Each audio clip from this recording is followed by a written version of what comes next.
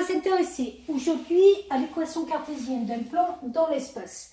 Alors ce plan, je vais le caractériser par un point A qui appartient à ce plan et par un vecteur normal à ce plan. Donc je vous rappelle que si le vecteur est normal à ce plan, ça veut dire qu'il est orthogonal au plan.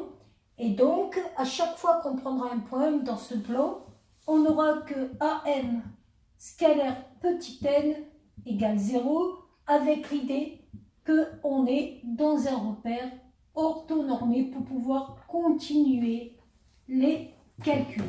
Dans un repère orthonormé, on sait que la formule du produit scalaire, c'est x plus y plus z. Si je regarde le point M qui va avoir pour coordonnées x, y, z, je vais donc caractériser les coordonnées du vecteur AM par x moins xa, y moins yk, z moins za. Le vecteur L va avoir pour coordonnées A, B, C.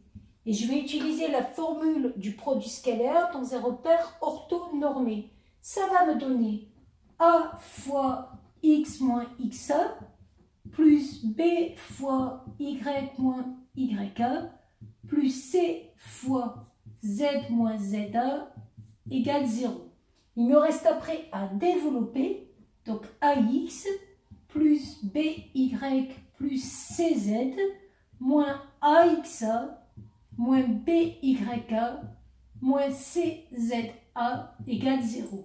Et j'arrive à une équation que j'appelle équation cartésienne de plan dans l'espace. Et on remarque que cette équation cartésienne de plan va être définie à partir des coordonnées d'un vecteur normal A, B, C et à partir d'un point fixe dans ce plan. Alors on peut s'intéresser au sens inverse, c'est-à-dire qu'est-ce qui se passe quand je prends une équation cartésienne de plan et je vais essayer de caractériser ce plan. Je prends par exemple un plan P qui a pour équation 2x plus 3y moins z plus 2 égale 0.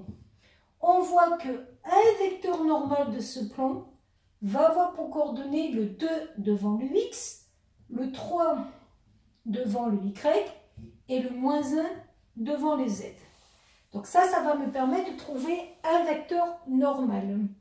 Et je peux essayer de trouver un point du plan en essayant de remplacer x, y par des valeurs et en trouvant le z correspondant.